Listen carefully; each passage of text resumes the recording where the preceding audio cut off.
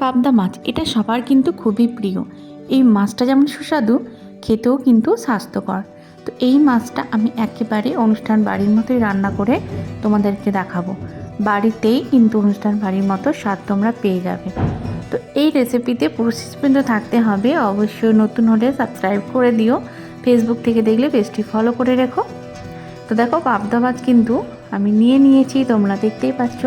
ভালো করে পরিষ্কার করে ধুয়ে নুন, হলুদ ও সর্ষের তেল দিয়ে ভালো করে এটাকে ম্যারিনেশন করে রাখতে হবে 2 মিনিট। বাড়িতে পাবদা মাছ এলে তো আমি সব থেকে বেশি খুশি হয়। আর একজন আছে বাড়ির মধ্যে, সেটা একেবারেই পছন্দ করে না, তার জন্যও পাবদা মাছ আনতেও চায় না। বাট আমি যে খাবো আমার জন্য তো আনতেই হবে। তো আমি এই টেস্টি করে মাছটা রান্না করব। কিভাবে কি করব সমস্ত প্রসেস এই ভিডিওর মধ্যে থাকবে, তোমরা শেষ পর্যন্ত দেখো, একটু স্কিপ না করে। তো দেখো মাছগুলো খুব সুন্দরভাবে নুন, হলুদ, লঙ্কা গুঁড়ো, তেল দিয়ে ম্যারিনেশন হয়ে গেছে। এবারে আমি চুলায় চলে যাব। চুলায় গিয়ে দেখো কড়াই বসিয়ে দিয়েছি, তেলও গরম হয়ে গেছে। শীতকালে তুমি যে ধরনের মাছ রান্না করো না কেন তার টেস্টই কিন্তু আলাদা হয়। শীতের সবথেকে বেশি খেতে ভালো লাগে আমার বেসিক্যালি সমুদ্রের মাছ। ওইগুলো তো শীতকালে বেশি বেশি করে খেতে ইচ্ছে করে। ধনেপাতা, পেঁয়াজ পাতা, টমেটো সব কিছু কিন্তু শীতেই কিন্তু এর আলাদা একটা টেস্ট পাওয়া যায়। গরমের মধ্যে এরকম ধরনের শীতের যে টেস্টটা সেটা কিন্তু গরমকালে খেলে কিন্তু এটা আসে না। ওই জন্য আমি বেসিক্যালি কী করি, শীতকালে বিভিন্ন ধরনের মাছের রেসিপি বানাই, নিজে ট্রাই করি, যাতে গরমকালে টেস্টটা পায় না বলে। তো এই মাছটা রান্না করতে যেটা আমার দরকার পড়বে একটা পেস্ট। তো পেস্টটা আমি এখানে বাটনায় বেটে নেব। তোমরা চাইলে মিক্সি ইউজ করতে পারো, বাট আমি কিন্তু বাটনায় ফেভার করি। এখানে কালো সর্ষে, পোস্ত, কাঁচা লঙ্কা একসাথে আমি এখানে বেটে নেব। তোমরা চাইলে কালো সর্ষের জায়গায় সাদা সর্ষে ইউজ করতে পারো, হলুদ সর্ষে, বা দুটোই অল্প অল্প করে তোমরা ইউজ করতে পারো। বাটনায় খুব সুন্দর করে একটা পেস্ট আমি কিন্তু এভাবে বানিয়ে নেব। মাছ তো বাঙালি প্রিয় খাবার। তো বিভিন্ন ধরনের মাছ আছে। তোমরা যারা যারা এই ভিডিওটা দেখছো কোন কোন মাছ খেতে বেশি ভালোবাসো সেই মাছের নামটা কমেন্ট বক্সে লিখো। আর যদি আমার কাছ থেকে রেসিপি বানানো দেখতে চাও তো অবশ্যই কিন্তু সেই মাছটা দিয়ে লিখে ফেলবে। আমি ঝটপট কিন্তু ওই মাছের ওই রেসিপি নিয়ে তোমাদের কাছে হাজির হয়ে যাব। তো দেখো তেলের মধ্যে আমি এখানে কালো জিরে, কাঁচা লঙ্কা ফোড়ন দিয়ে দিয়েছি।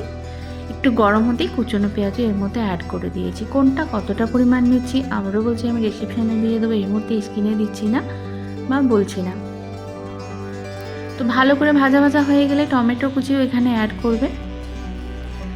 তো টমেটো কুচি দেখো অ্যাড করে এটা কিছুক্ষণ ফ্রাই করবে। বাড়িতে যদি পেঁয়াজ পাতা থাকে ওটা অবশ্যই মাছের মধ্যে অ্যাড করো। মাছের রেসিপিতে বেসিক্যালি পোস্ত বলো, মাছ বলো, এই রেসিপিতে পেঁয়াজ পাতা ইউজ করলে তো দারুণ লাগে টেস্টটা।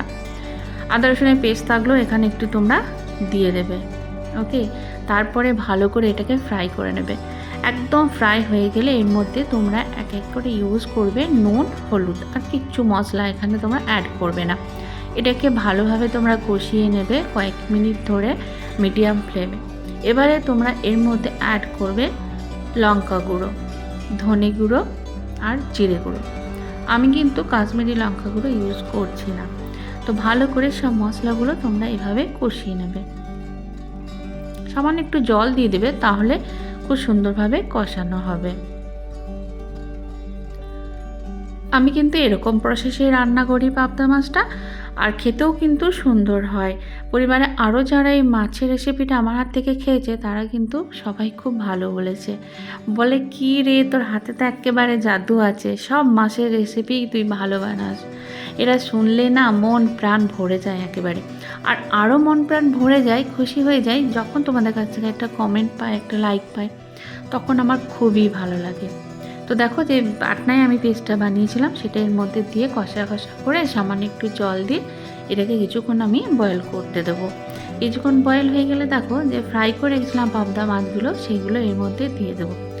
মাছের রেসিপি বেসিক্যালি সময় কিন্তু বেশি লাগে না, খুব কম সময়ের মধ্যে এটা হয়ে যায়, কারণ এটা অলরেডি ভাজার সময় কিছুটা মাছগুলো কুক হয়েই যায়। তারপরে কিছুক্ষণ এটাকে বয়েল করে নিলেই কিন্তু মাছের রেসিপি রেডি। তো দেখো উল্টে পাল্টে ভালো করে নাড়াচাড়া করে এটা আরও মিনিট কয়েক এটাকে ফ্রাই করে নেব। তো ব্যাস হয়ে গেছে। এবার এটা আর কি গরম ভাতের সঙ্গে পরিবেশন করব, যে এটা এর কেমন টেস্ট হয়েছে সেটা তো অবশ্য আমি দেখব। তোমরা এইভাবে বানিয়ে কিন্তু এই টেস্টটা দেখো। তো এটাকে আমি ছাড়িয়ে নেব, ছাড়িয়ে গরম গরম ভাতের সাথে খেয়ে নেব। তোমাদের এই ভিডিওটা কেমন লাগলো অবশ্যই কিন্তু কমেন্ট না করে চলে যেও না, ভালো লাগলে শেয়ার করো। তো আজ আসি বন্ধুরা, আবার দেখা হচ্ছে নেক্সট। ভালো থেকো, সুস্থ থেকো, টাটা।